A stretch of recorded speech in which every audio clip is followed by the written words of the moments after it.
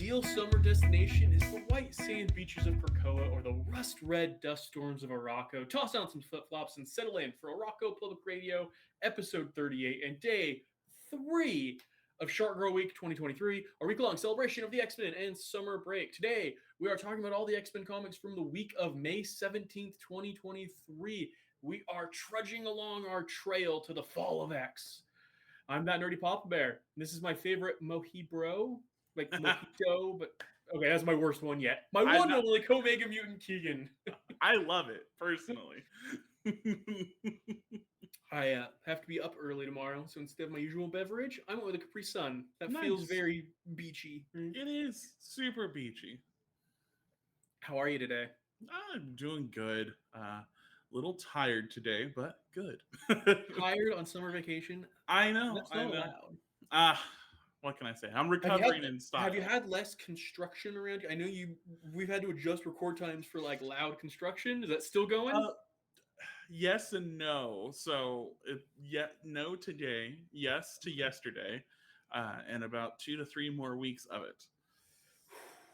Yeah, that's a lot of construction. Yeah. All right. I'm sorry. Yeah, it happens. Hey, guess what? What? I have at the most 13 more days of being a parent of one. That is fast approaching, my friend. Congratulations, first of all. It looks like if we don't have to go sooner, it'll be 2 weeks from the day we're recording this. So, yeah, even less than that from when this goes up. Wow. Woo! So we'll have like one regularly scheduled episode, and then we'll have one that has to be punted away. Yeah. But this episode, the one we're in right now, we're going to be talking about X-Men 22 and X-Force number 40. So we'll have nice things, and then I'm going to have some pretty negative things to say. Yeah. But before we get to any of that, we're going to play a game. Are you ready, Keegan, to play Who's That Shark? I'm ready. All right. We haven't played a game in a little bit. It's been a bit. So we're gonna five that you have to name. You're gonna get up to three pieces of information about each. So if you get it on the first one, you get 3 points. If you get it with 2 pieces, you get 2 points. If you get it on just the last one, it's 1. So you've got up to 15 points you can get. So let's say if you get 8 points, you win. Okay, I'll take it. All right, the first one. The first clue, he's been voiced by the same voice actor as Solid Snake. Now, are these all Marvel sharks, or are they any sharks? This is a shark. That's all I'm going to give you. You won't even tell me if they're all Marvel sharks? They're definitely not all Marvel. Okay. Voiced by Solid. Do you need the second clue? I need a moment to give me the second clue. Let's establish if you throw out a name, like you still get the next clue, but you only get one guess per clue. How about okay? He is also the character has also been voiced by Ron Funches and Sylvester Stallone. Oh, that's King Shark. There you go. 2 points on the board. That was my last clue. Was going to be he's a member of DC Comics Suicide Squad. So eventually, if you get all the clues, you usually get at least what property they're from in the broadest sense. But that's fair. I mean, Ron Funches gave that one away for me. I know. I love Sylvester Stallone was a lot of fun. I really love that movie, but Ron Funches is the definitive King Shark at this point for sure. Absolutely. All right. Your next clue one. Clue number 1. This character is created by Roy Thomas.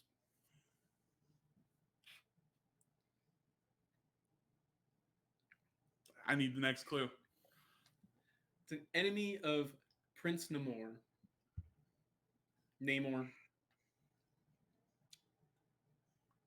What would that be?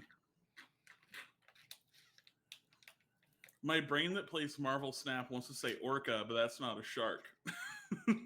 Yeah, I originally was going to make this just general all sea creatures. I really wanted to include orca, but there's like no other whales or dolphins.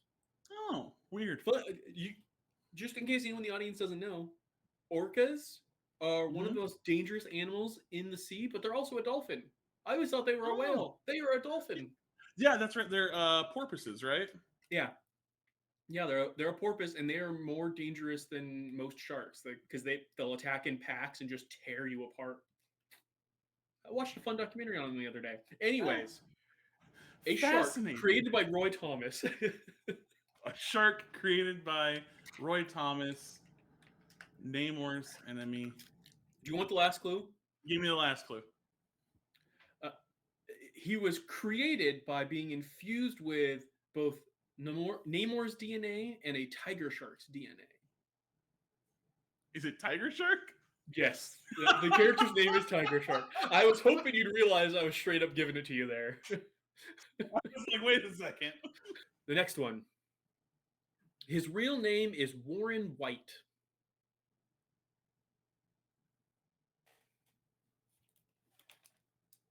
Give me another. He was created in 2003 by DC Comics.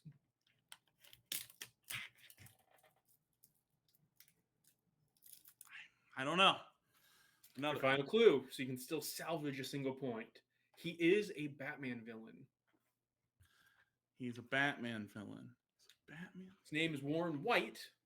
He was created in 2003 by DC Comics. 2003? I don't know. Great white shark. Oh, okay. Apparently, he's I barely recognized him. He doesn't look very shark-like, but he apparently is part great white shark. I don't know. Interesting. All right, your next one. You're tailored to get this one. This guy debuted on the big screen in 2005. Big screen in 2005 on a movie? Is that Bruce the Shark? No. He's the only purely heroic character on this list. Oh. Is that the second clue? That was your second clue. Okay. Or you need all three? Hold. 2005. Only purely heroic character on this list. Yeah, give me the third one. He's best friends with Lava Girl. Oh! Shark Boy. There you go. All right. So you are mathematically eliminated from winning the game. But we're going to do the last one no matter what. We have to do the last one anyway. All right. His real name is Dean Roll. I don't know. After a coma, he started chugging clam juice and got a stone cold personality.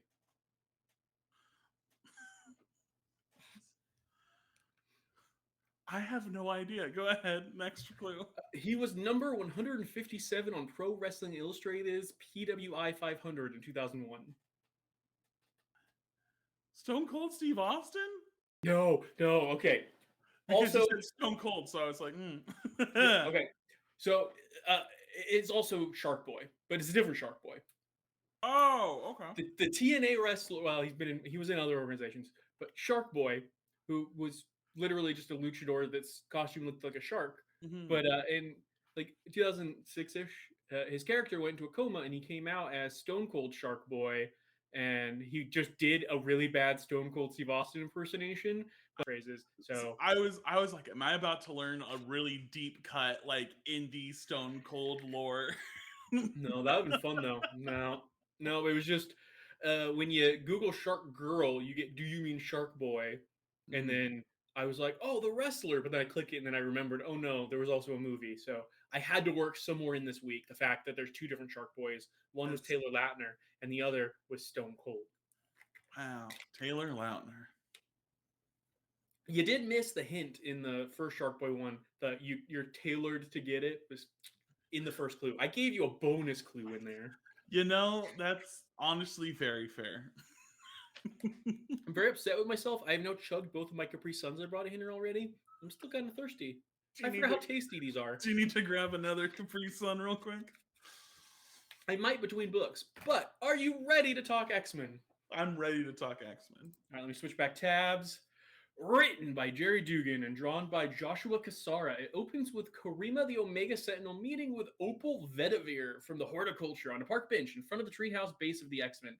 Opal reveals that she's taken the Krakoan drug M, and Karima warns there's danger in the drugs and she better make sure she's taking the pure organic versions because someone's tampering with them.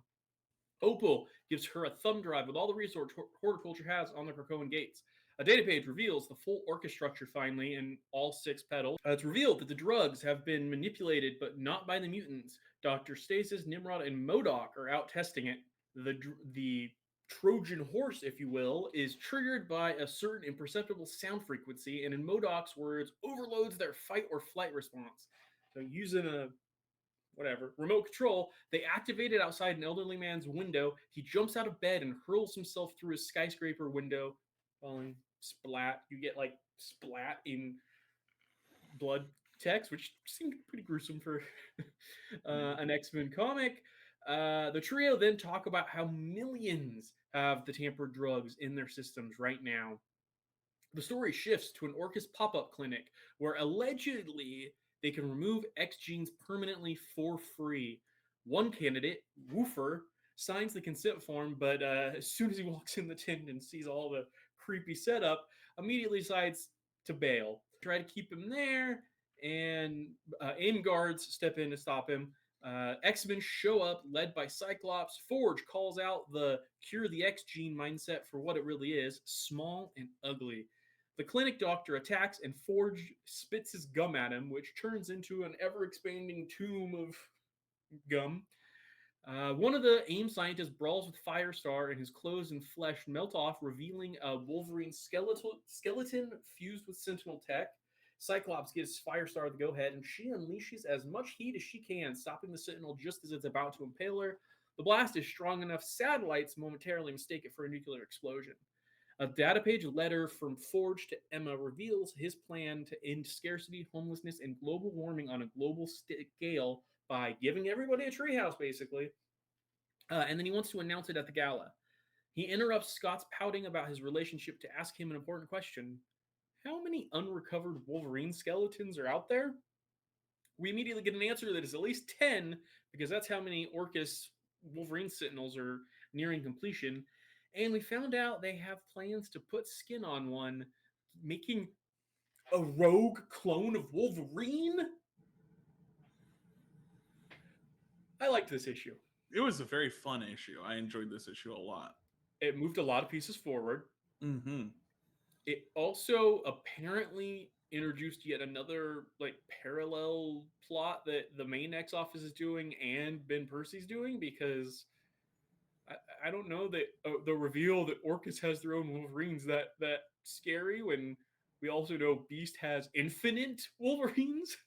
But these ones are Sentinel Wolverines. That's fair, I suppose, but it just, to me, it shows how there is a complete lack of communication between him and the rest of the office. But that Orcus reveal, I guess we probably knew most of the petals, but we had not seen all of their names in one place.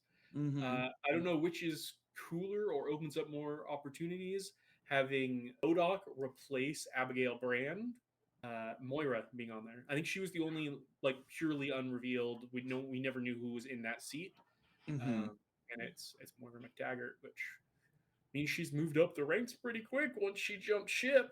Yeah, I mean, wow.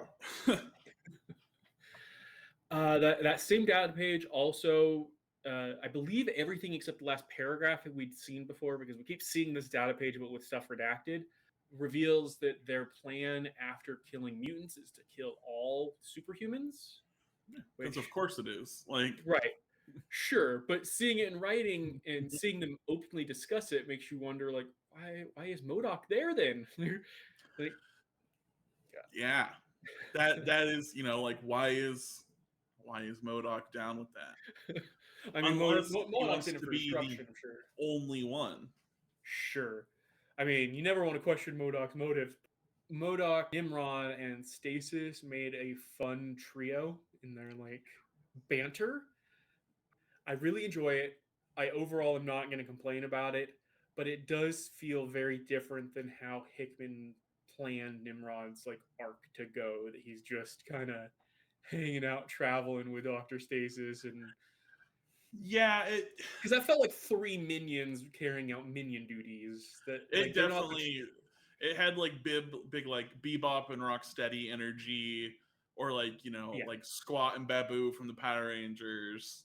yeah. Like I was trying to think of an example where like it was at least, because they are like the scientists behind it, so like they're not the like doofs of the group. Like they're not just doofusing it up, like bumbling around, but it's still like I can't think of a good parallel that they're the brains behind the operation, but not the brains behind the operation. Almost vibe to it.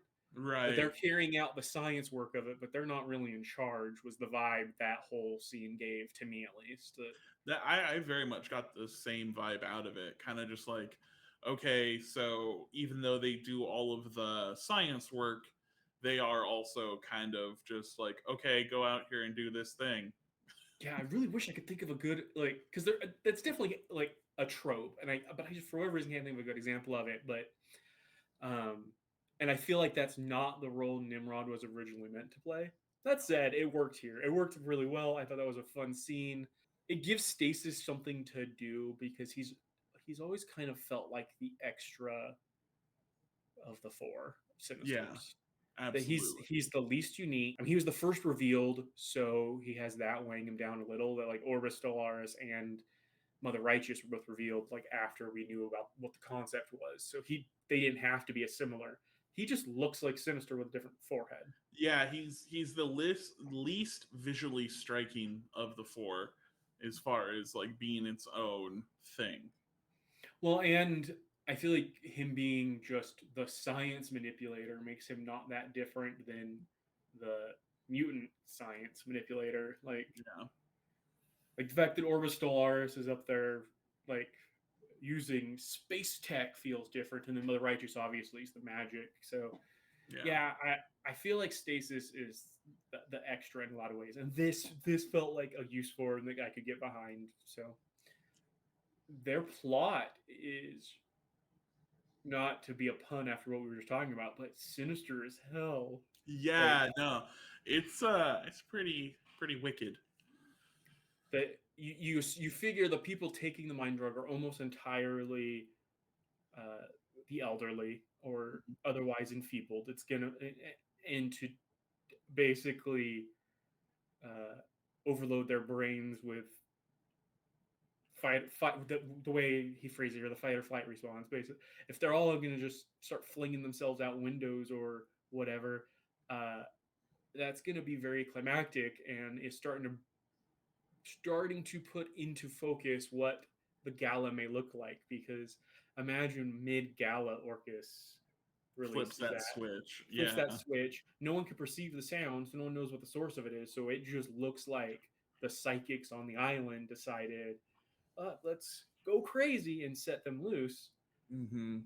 Crazy, crazy stuff. The X gene cure,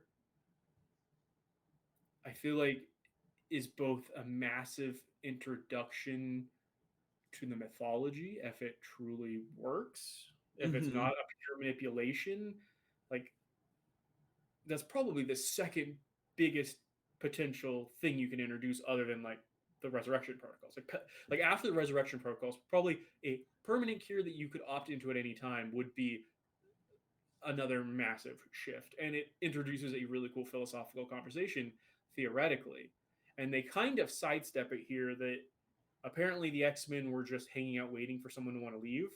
Like, what is the timing there that they knew to walk in the tent? But would Xavier's people, would Scott, would these characters care if someone made that choice? Like, Right. what is the moral stance of the X-Men on someone choosing a cure? And that could be a really interesting thing to explore if it's not all a lie.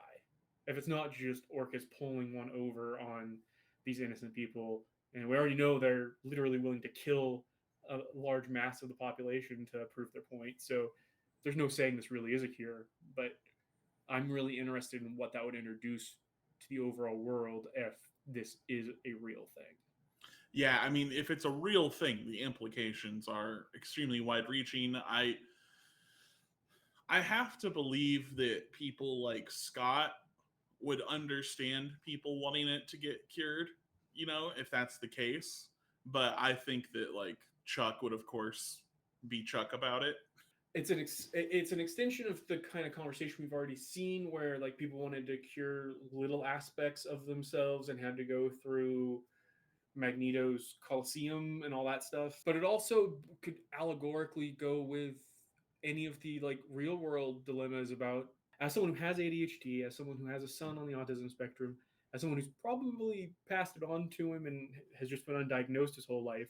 Like there is a portion of the plan of the autism advocacy world that wants to cure autism, and a lot of pushback on like that's a ridiculous concept. That, and I'm obviously of the mind that it's not something to be cured, but so if they went there, it would introduce that allegory to a property that has always had a foot in kind of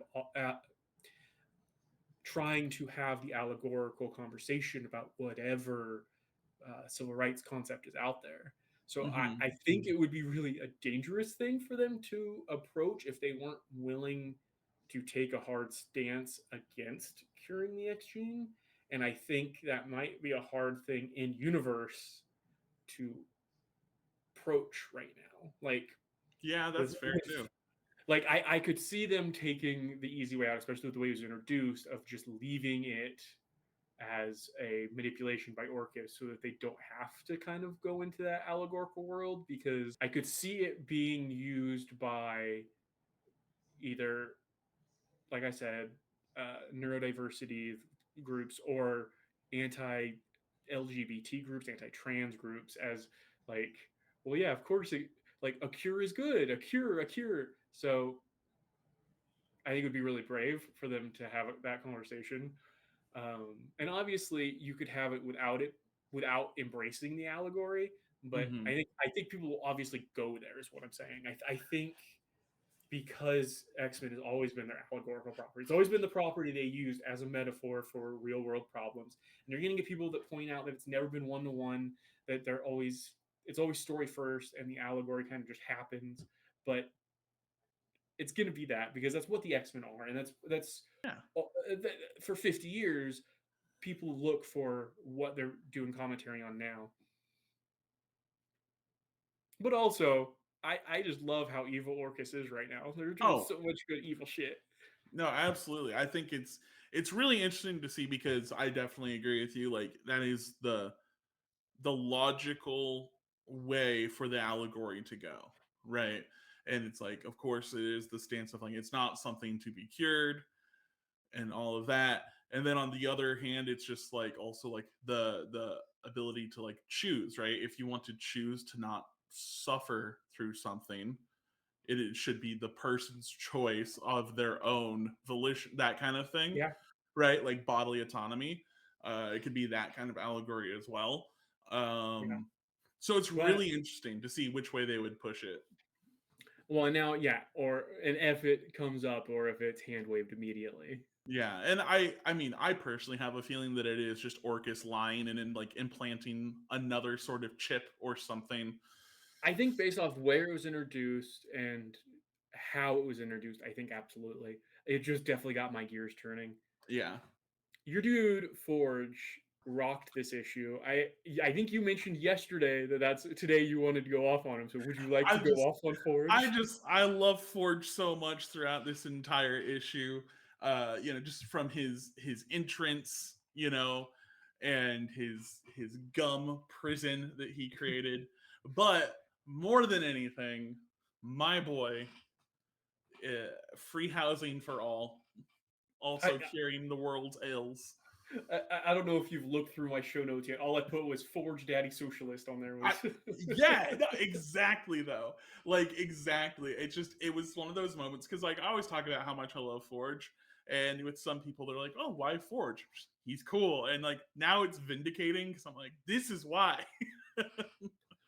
well, and it's cool because he references in here how he learned his lesson. Because I mean, he was introduced as a dude that was creating very like controlling tech in the 80s, and he learned his lesson about the sanctity of life or whatever. Yeah. But he also, I think, is about to experience one of the biggest, greatest tragedies, in that we only saw a few issues ago that he learned his lesson from his trip into the vault. He learned from Darwin to truly embrace the idea of what Krakoa is. And this is him truly embracing what mutants can provide. That he's Mhm. seeing all these ways that he can make it a utopia. And right when he finally comes around on it, he finally embraces what it is, we get Fall of X. And he won't Yeah. be able to follow through on any of this. I mean, in two ways. One, the Marvel Universe could never diverge that far from the world we know, so there's no way he's truly going to be able to end the horrors of capitalism. He's not going to be able to spread this wealth across the planet. But also, like in story, all of these tools that he's finally so close to embracing are about to get destroyed to an extent, at the very least. Mm-hmm. It's tragic, and I'm interested to see what that does for him moving forward. If that emboldens him to try harder, or if he starts feeling, some type of way about it and is less willing to work with what remains of the council. Yeah. Especially with his I think I am owed the ability to do this, and we need to make it free and make it open source, as he says. Who would have thought even 2 years ago that we'd get to the point where Forge becomes the moral compass of all of Krakoa to an extent? Yeah. I mean, a lot of the He's the people most that forward thinking. yeah, especially a lot of the people that were moral compasses long ago are certainly not anymore. Yeah. Firestar. I can't remember how much we talked about it. I know when she first joined the team back around Judgment Day, I was pretty down on like, oh, Well, like, oh. she She's felt the so extra much like she was there to make Avengers references. to make Avengers references and to be the Fire and Ice duo with Bobby. Mm-hmm. Like, so seeing her get that big moment of glory was really cool. It didn't have a lot of build to it. Like, she uses her microwave powers and gets as hot as she can, and then they actually just be like, they could see it from space and thought it was a nuclear blast. Like, it would have been cool to see more of an emotional build to her getting her moment to shine. But she hadn't really had one in the main issues, and so I think this was them realizing they're running out of pages, and you want to make sure every character on the team gets at least one great moment. So That's exactly it. Like, it felt like some version of this moment is what had been planned all along. And now they are realizing, oh, we got what, 2-3 issues to go. And yeah, we haven't left the breadcrumb trail that we had been intending to leave. And now we just have to pull the trigger. yep. And I'm willing to bet you now more than ever she's not on the team next year, Yeah. because they could have just punted it if she was staying on the team. So whatever shuffling happens, I think she's Yeah. off. Well, I think it's, whichever gala X vote winner comes in, because wasn't she the last one? I would have been okay with Polaris staying on instead of adding Firestar. Yeah. Scott and Jean. Scott Uh, and Jean. I feel like somehow it feels more real with them actually not moving that plot forward here at all than it did when they fought last issue. Like, there was a chance it was going to stay just that storyline in that drama before, or drama in that storyline before now. But this issue, between the team acknowledging the awkwardness and her just not being there, I feel like Yeah. she was the only character from the team we didn't see at all. Talon wasn't on the mission, but we saw her when they came back. I think we saw Sync in that same, them all hanging out at the treehouse at the end. She didn't show up at all. Fall of X, you might add an E in front of the letter X. Like, it might be all the season of X's between the Yeah. Rogue and Gambit's apparent split. Looks like Scott and Jean might be splitting. And if they break up right before he gets tossed off, because remember, that's the Free Comic Book Day issue, is Scott getting hurled to his death theoretically. Could be a bad few months for Scott. Yeah. Well, I mean, if he dies, it's not like his wife's going to put his brain back in him anyways. That duty goes to someone else. I wonder why there's problems. I wonder why. God, that Emma is so cool. I love this Emma. But yeah, no. That still blows my mind though. Woofer, pretty cool character. Yeah, I like Woofer. So his powers are he turns light into sound.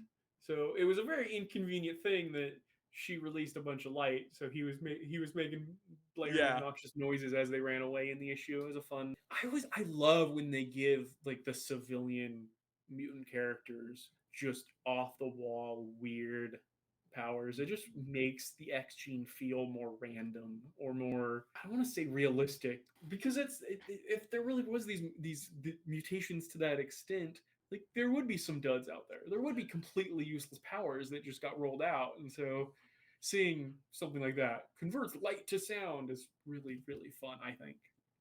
Well, not only that, but I do like how would I say it? I like the fact that like it didn't really have anything to do with his like physical appearance mutation either. Like he just kind of looked like that. yeah. Maybe we don't really talk secondary mutations anymore, but presumably there was a secondary mutation going on of some sort. Yeah. Any more thoughts on X-Men? Let me see. I don't think so. No. Okay. I do really enjoy it. I'm very excited to keep going with it. Was, Dugan has had some highs and lows for us, and this issue was a high. I feel like I'm into this arc. I'm so glad to be free of the Brood for a while. Oh my god, right? Although I did like, Forge did make a good Brood pun where it's like, but look, don't mind me interrupting the brooding. Wrong word choice. That was pretty fun. Right, it would be interesting. Woofer and Dazzler would be an interesting feedback loop. Ooh. Why have we not got Exterminators 2, which still needs to happen. So there you go. Yeah. I really am going to grab a drink between issues. Yes. I'll be right back. 1 minute, 37 seconds later. Ready for me to rant? I'm ready. Are you ready? X-Force number 40, written by Benjamin Percy, drawn by Robert Gill, and Paul Davidson. Apparently there's two artists. Opens with Old Man Quentin Quire briefing the group on why he has to take them to the future, while the dead bodies of beast genetic experiments sent by Sever Blackmore just lay around them. After a short brawl with Omega Red over Deadpool's presence, the group heads to a dystopian future caused by Beast, except for Deadpool, who Quentin intentionally leaves behind. Colossus is confused because he's free from the Chronicler, although he doesn't know what changed. He just realizes something's different. Laura smells some beast creatures abducting Omega Red and tries to save him with Domino's help, but fails. Quentin yells at them for not following and reveals the ghoulies were beast priests. He introduces the remaining team to the Rebellion, which includes an elderly Logan head in a cyberpunk R2-D2 vat that can only say schnicked. We see Omega Red taken to Beast, who is now referred to as the god of all mutants and looks like a blue predator, kind of. We get a data page that's basically a recap of the issue Quentin Quire disappeared in. It doesn't tell us anything new, but was completely necessary because that story happened almost a full year ago. And we all know Percy drops and picks up threads on a whim, so we needed a really big recap. The team leads an assault, only to find the god of all mutants is already dead. It ate Omega Red, but apparently he's not easily digested. Laura celebrates, we get to go home. But Quentin explains this was just the first of many time-displaced beasts that they have to kill. And they move on to a new time period. Okay. So let's be honest about what this fucking is, okay? Sins of Beast or Days of Future Beast or whatever the fuck you want to call this is a filler arc because Benjamin Percy decided to pay off everything he spent 39 issues building in this book off in Wolverine. So he built up all of the like Beast evil shit here, but then all of that's being resolved over in Wolverine. So I got to do something. And so in his infinite wisdom and complete willingness to work with the rest of the X Office in any way, he decided to just tell us a lamer version of DNA tampering villain creates a future in his image while having none of the characters that are manipulated by a current present beast actually deal with current present beast. Like, this was the excuse to take them off the board so that Wolverine and Bannister can deal with them over in the other book, but still somehow tie it to Beast, was for him to rehash a lamer, less expansive version of what we just saw. Yep. Does that sound accurate? That is exactly what it is. Like, I just can't get over how ballsy it is that we've been calling out like pieces of what he's doing as being, oh my god, he's just doing what they're doing in the other books. This is the exact same thing. He's just repeating. And then he literally, a month after Sins of Sinister ends, does a Sins of Sinister. And like, it's such a dumb version of it. Like, I wish I could understand. I really do. Sorry, that wore my voice out a little. Who does this appeal to? I don't know, because it doesn't appeal to me. Is there a chance this was originally like a Sins of Sinister tie-in and he kind of like bailed on that? How though? That's fair. I just like, I want to be able to be that generous, but the problem is that I don't see how that would tie in. How would Sinister allow an all beast future?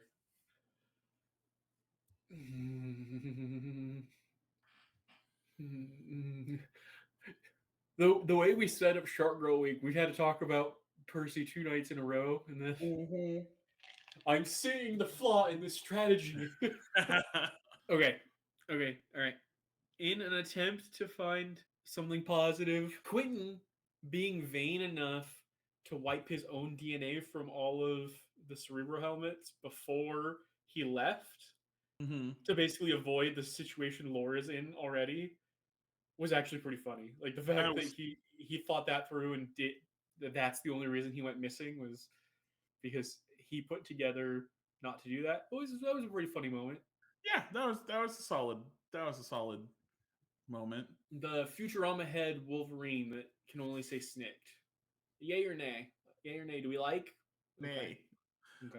I'm a big dislike on that one. How about you? I was genuine with the yay or nay. Like, I did not enjoy it as I read it, but it feels like something I should enjoy.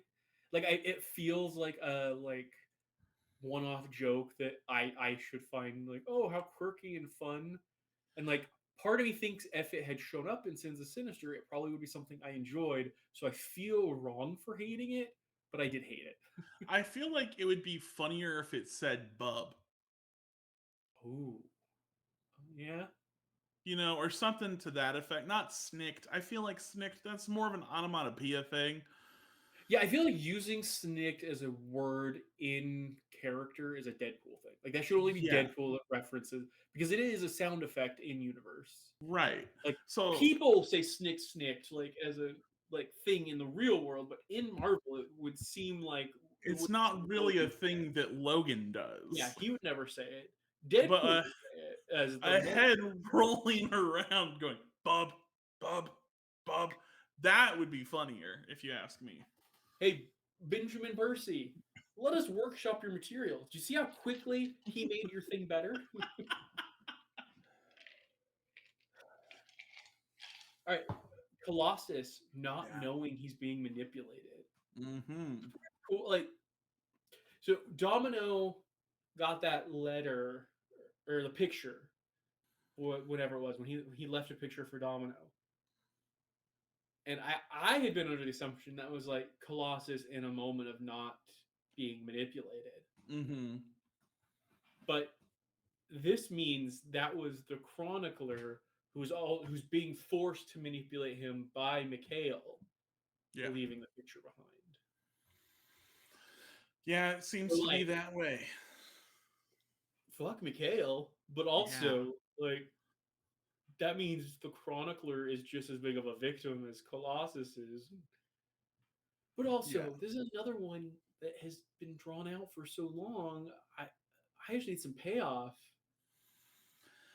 Yeah, I think that's my biggest problem with the Percy books, like aside from the rest of it, is that it's every single thing that is set up just takes too long. The fact that they have to waste data pages literally just recapping books from a year ago because they haven't bought. I don't mind slow builds. I don't mind long builds, but no builds where you just have a beat and then wait a year and then you're like, oh yeah, I guess we should recap you on this major plot that we just abandoned for a year. Like, that's too much. That's Yeah. not okay.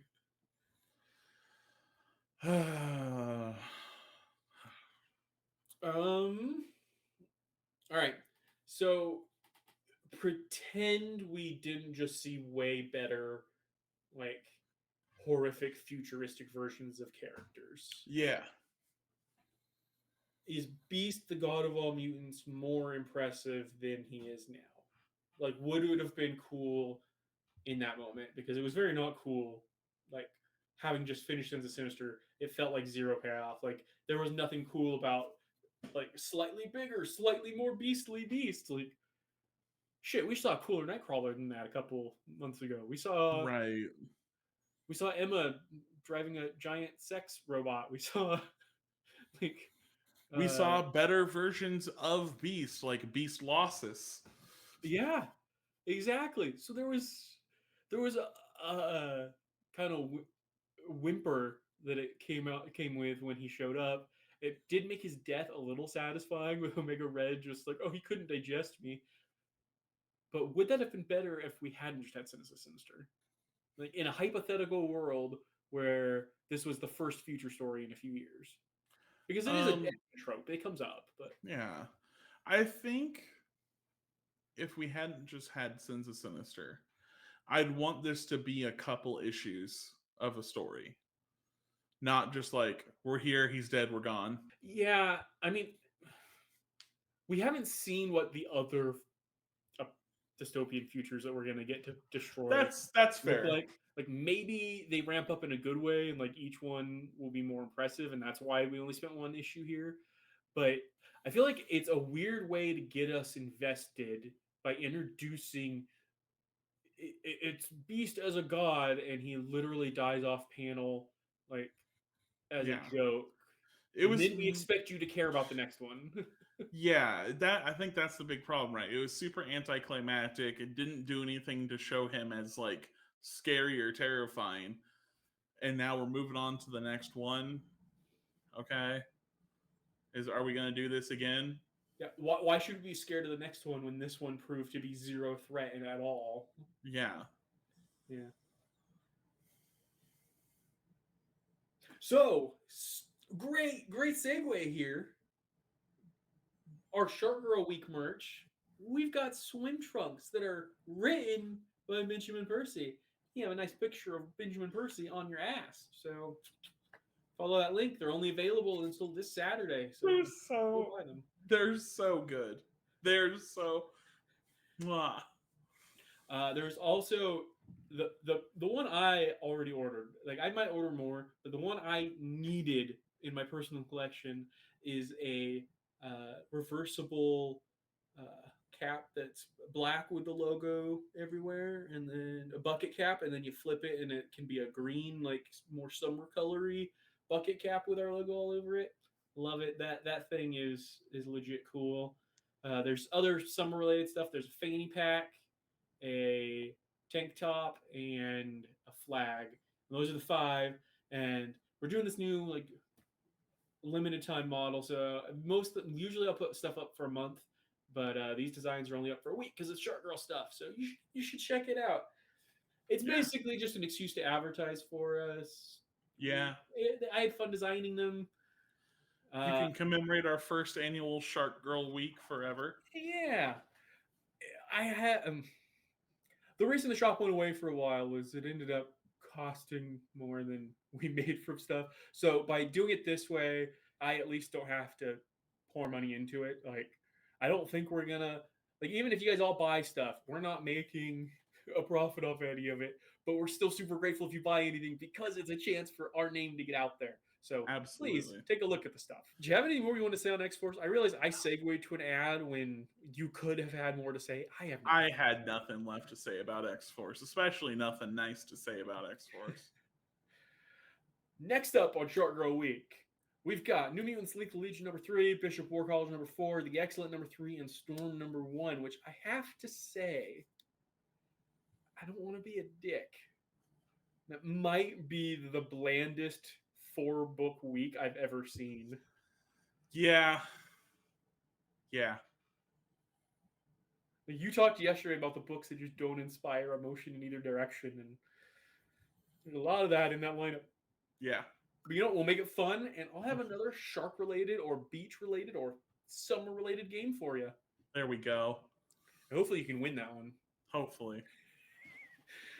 I already did a spiel on the shop, but that's in my notes, so remember it's there. On all the social media, I'm That Nerdy Papa Bear. Keegan is Bulk Ranger. We are still recording these, so you still have time to shoot us your beach-related questions, your summer vacation-related questions, your X-Men-related questions. We're having fun all week. You jump on our Discord server. It has been quiet for a little while, but I know some people are already on vacation, so that might be part of the quietness. You can go and see my Varric cosplay from Comic-Con in the Discord. Yeah. Did you tweet it too? You looked great. I did a TikTok with it. Did you get any advertising in for us at Comic-Con? Be like, You know, hey, you like X-Men? Watch our podcast. I saw one singular rogue, and she was running away. So, like running away because not she saw from you coming, me specifically. Okay. No, she was she was running to see her friend, and I just was like, oh, fair. All right. Until next time, remember, don't eat Omega Red.